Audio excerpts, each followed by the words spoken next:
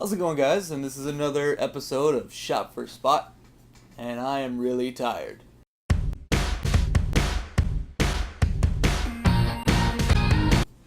Alright, so this match is from Uknow Pro, and it is Oliver Grimsley versus ERA. I thought this match was going to be awesome, so I recorded it, and I got some pretty good shots out of it. So let's check it out. I'm going to start a little later in the match so we can skip all the intros and whatever. And I'll put those photos at the end so that there's, space to kill at the end while I'm talking about absolutely nothing. So here we go. We're going to start here. Let's see if I can clap and do this at the same time. Yes, I can. Excellent. Alright, so we're starting off right at the tie-up. Right at the beginning of the action here. And we have a standoff and whatever.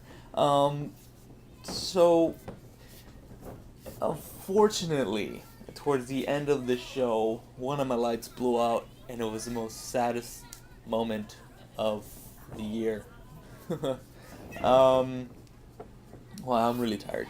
Anyway, yeah, I'm using two other lights to light myself right now, and I believe this one is a little... Hello, Mr. Light, is it me you're looking for? I think that's a little better. Yeah. All right.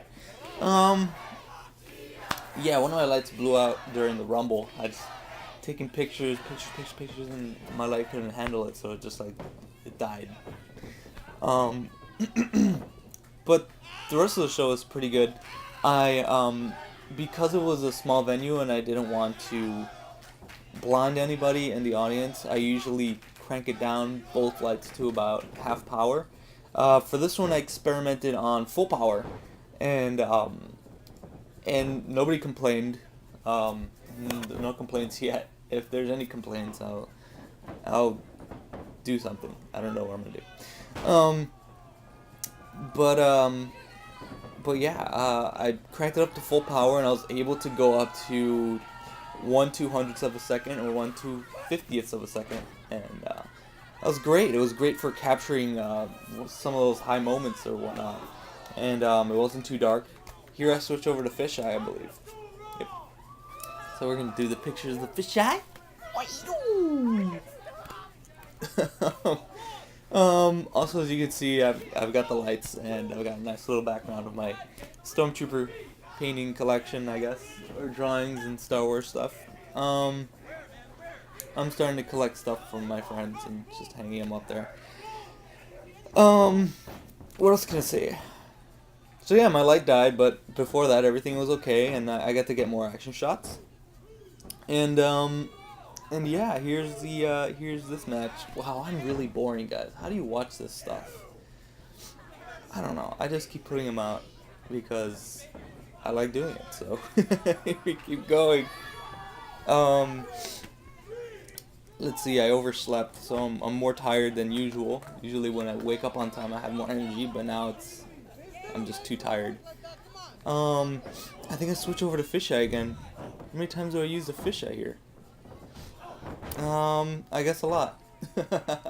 I finally got more receivers, so what I was doing before is I would take the receiver or transceiver from my Nikon D300 and then put it onto my 3100, which you're viewing on now. And also you can see that I'm not using my 8mm lens, the fisheye.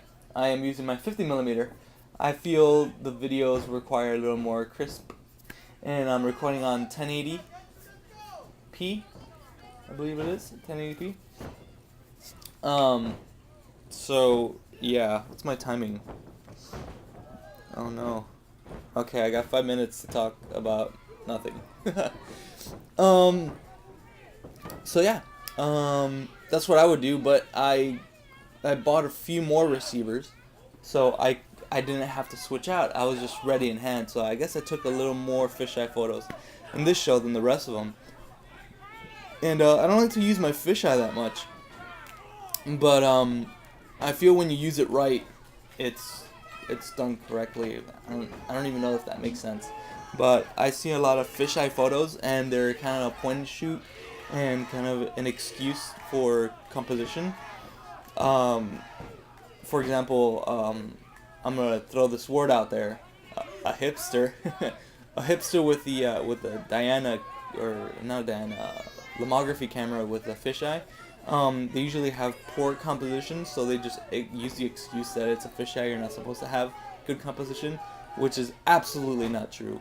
With every lens, with every camera that you're supposed to have, if you're gonna have a good photo, here's another fisheye shot. You have to have good composition. Lighting, composition, subject, those are the three things that you absolutely need for a good photo. If you have none of those things, then you're not going to have a good photo. And that's something that a lot of these lomography photographers pick up a camera and they don't seem to understand. They want magic to happen from the camera, and it's not going to happen. So that's what I see with a lot of fisheye users. They use it just an excuse to hide their composition, and I see it. I see the poor composition, and it's not happening. So luckily I've used fisheyes in skateboarding, and that's how I transitioned this into wrestling. I knew how to compose skateboarding shots with the fisheye, and that's when I learned how to use composition with the wrestling in the fisheye. Yeah. So, I mean, I try not to use it a lot, because then it seems like I'm trying to hide my compositions, but I feel like I pretty much got it down. Also, I don't want it to get that old. I want it to be something like extra, like, ooh, a fisheye shot, you know? So yeah, but just because I use my fisheye a lot doesn't mean I'll use a lot of the pictures. I mean, just like the regular photos, I take a lot of photos. I took 1,000-something photos last this show actually, and I only used about 300 and something, close to 400. So, not that, I mean, yeah, a lot of them were kind of bad, but I mean, that's what photography is. You got good and bad. So, as you can see, I've been doing this alone lately, and that's because I have car issues, and I can't drive somewhere to meet up with somebody, so that we can record together, or nobody has time to come over here, and I don't want them in my room because it's kind of weird. So yeah. Also, a thing I've been looking for in the matches ever since I mentioned it was emotion. And I noticed that while there's a few wrestlers in the ring and there's one person cutting the promo, take a few pictures of the person doing the promo, then focus on everybody else, because everybody else is going to be emitting that emotion. The person on the microphone is only going to do a few points, but other than that, they're talking on the phone, on the microphone. Everybody else has got to back up with that emotion. They got to look at the crowd. They got to, you know, that's where the emotion is. So whenever somebody's cutting a promo and there's more than one wrestler, focus on somebody else, and you'll get more emotion out there. You know what I realized? This is the 4th Rumble that I've taken pictures of consecutively. At every show that I've been at for the past 4 shows, there's been a Rumble, and it's absolutely crazy. I guess it's Rumble season. So yeah, oh my god, here's I've just been talking smack the whole time, and the match is almost over.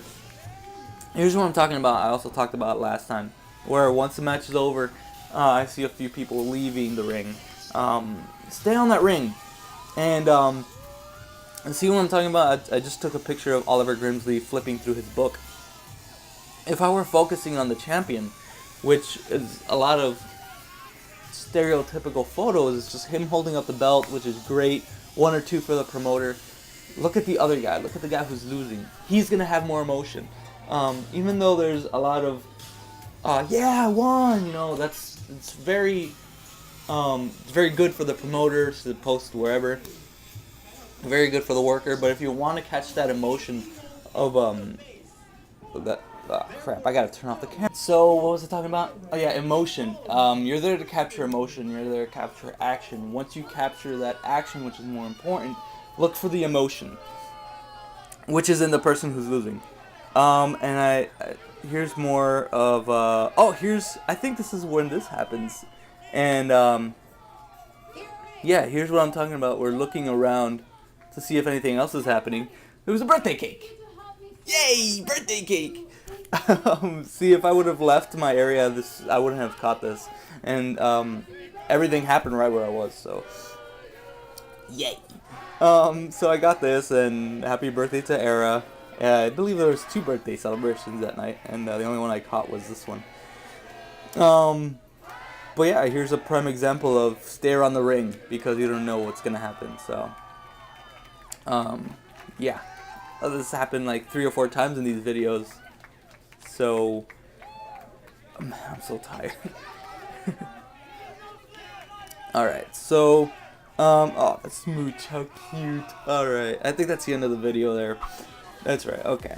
So, yeah, that's it. And if you want to see more photos, links in the shop box down below. And there's been music before and after the video. That is by DJ Grimm. His contact info below. Uknow Pro down below. Oliver Grimsley and ERA links down below if you want to book them. Also, if you want me to shoot at your show, feel free to ask me anything you want.